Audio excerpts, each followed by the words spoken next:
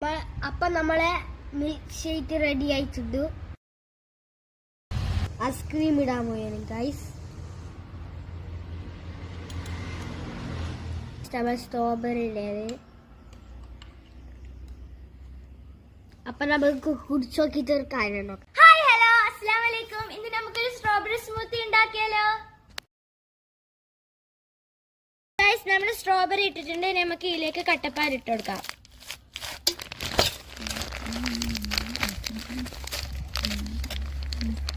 അപ്പൊ ഗൈസ്, നമുക്ക് പഞ്ചസാര ഇട്ട് കൊടുക്കാം.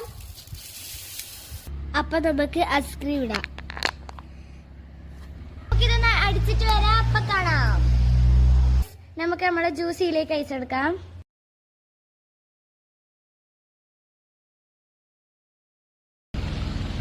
അപ്പൊ ഗൈസ്, നമ്മുടെ സ്ട്രോബെറി മിൽക്ക് ഷേക്ക് റെഡി ആയിട്ടുണ്ട്.